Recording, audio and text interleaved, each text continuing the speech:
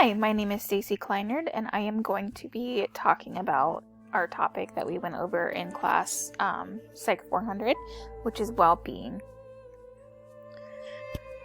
What is well-being?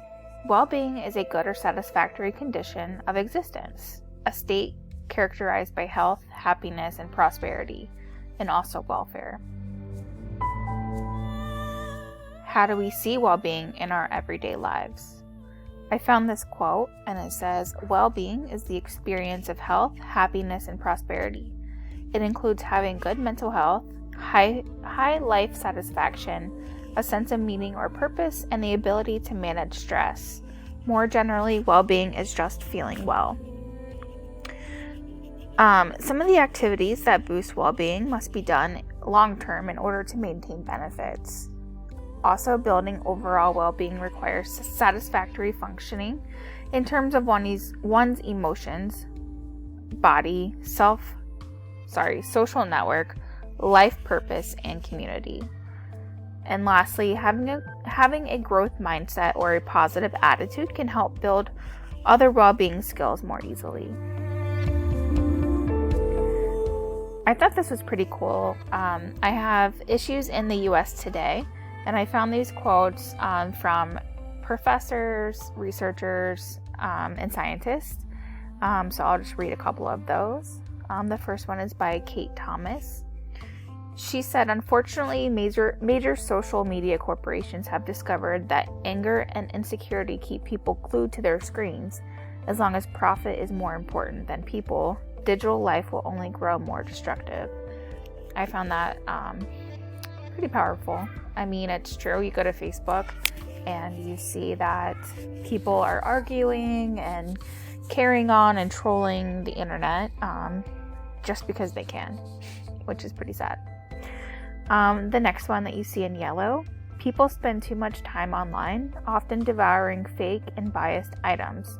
They grow hateful of each other rather than closer in understanding." And that was from someone that was anonymous. But that one you can kind of branch back to one of the scientific journals that we read in our class.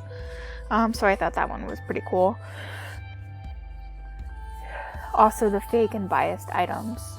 You know, you think about people posting their best self on social media, and you don't really get a chance to see some of that negative connotation. So, you know, you can kind of see how that might hurt one's self-esteem. In the green, it says, "Device use will lead to more social alienation, increased depression in life, and less fit people. Because it's still relatively new, its dangers are not well understood yet." This one is from a strategy director, and again, it fits closely to some of the studies that we read about in class. Just a couple more here. In blue, the technologies that 50 years ago we could only dream of in science fiction novels, which we then actually created with so much faith and hope in their power to unite us and make us freer, have been co-opted into tools of surveillance, behavioral manipulation, radicalization, and addiction. You know, I mean, I hate to keep saying it, but it's so true. You know, we are using these, you know, some people are going on social media to stalk their significant others or, you know, past girlfriends or boyfriends. They're there to manipulate each other. And, you know, it is an addiction. And whether or not we think that it is an addiction, it really is. I mean, I know people that spend all day on social media and, you know, they're not getting other things done. So, you know, this is what's happening. That quote was from a research scientist and professor. In purple, we have a quote from Nikki Graves. She says, "We currently live in a culture that fosters attention deficit disorder because of hyperconnectivity." And, you know, I think about my stepdaughter, for example. She's 13 and she's on her phone constantly. And, you know, we've told her not to be on her phone. And, you know, she can't focus on anything but her phone.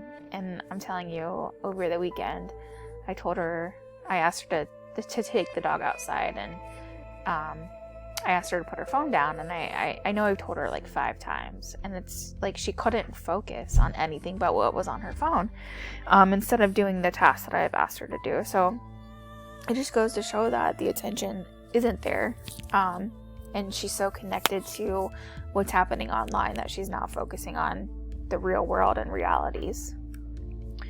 The last one that I have here is in pink. It says we have less focus, too much multitasking, and not enough real connection.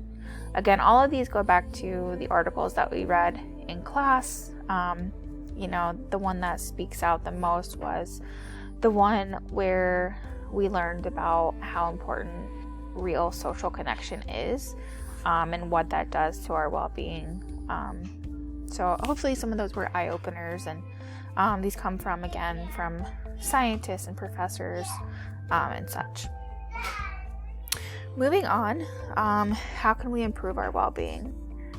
So I really liked these that I found. I'll have the resources at the end where you can go back and read some of these articles. But one, it says to connect. Make sure that you can connect to others as much as possible. Be active. Take notice. Keep learning, and give. I thought those were really great. Proposal for change. So in the next slide, I came up with, what are some things that need to change in the U.S. And I came up with the social connection that we had mentioned before, with the colored slides. It's so important to get out and be active and be interactive with other people, especially, I think we all saw how COVID-19 kind of affected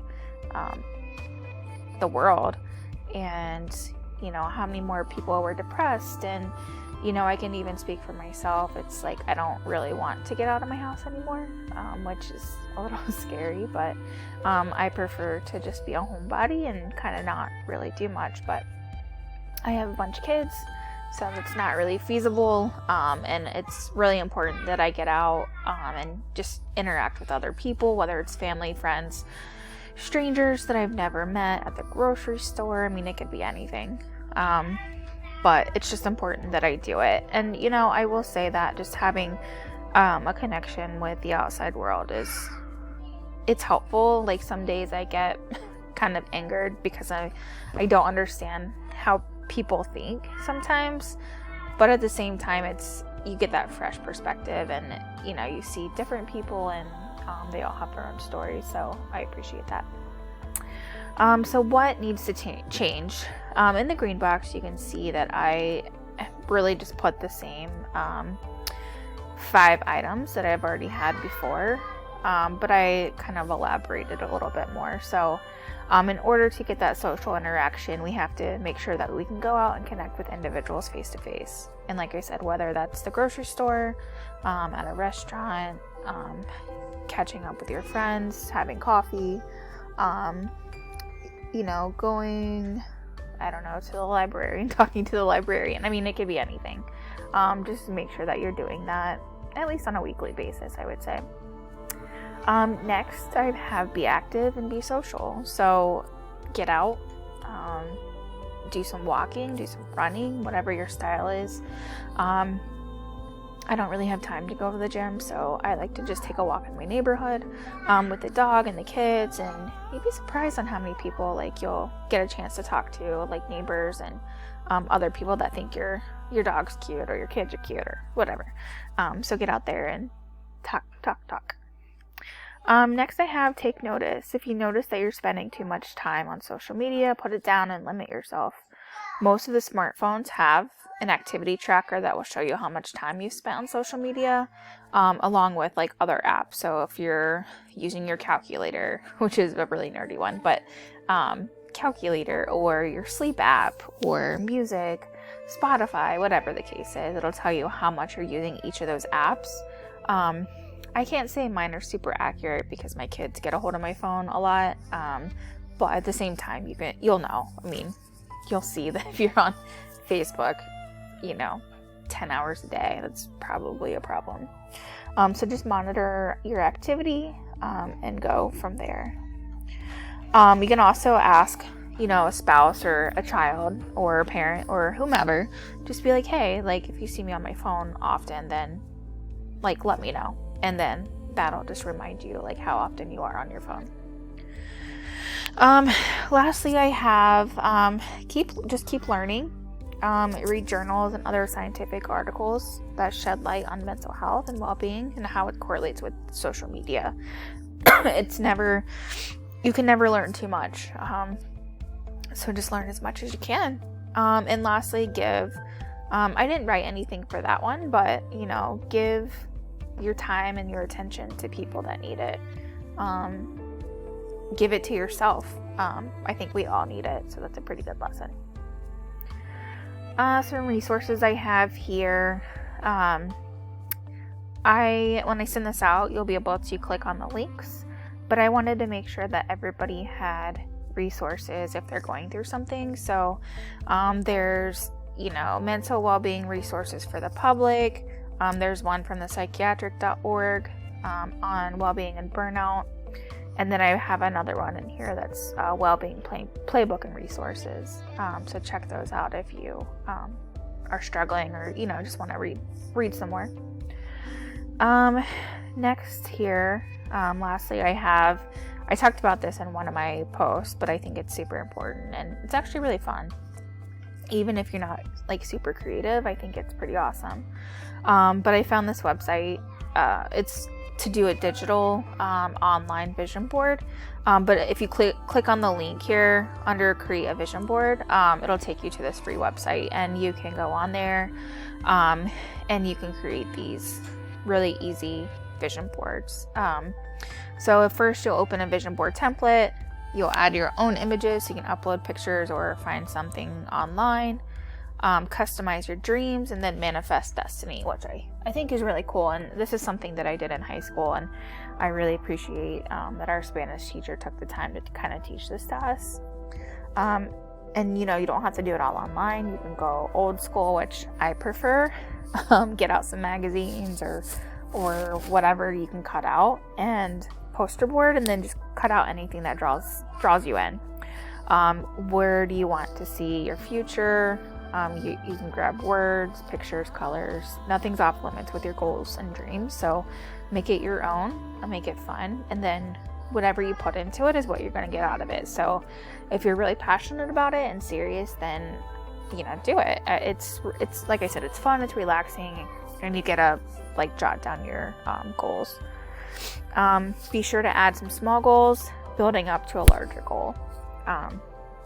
You don't have to put a million things on there, but you can pick and choose how many goals that you want. If you want to do 5, that's fine.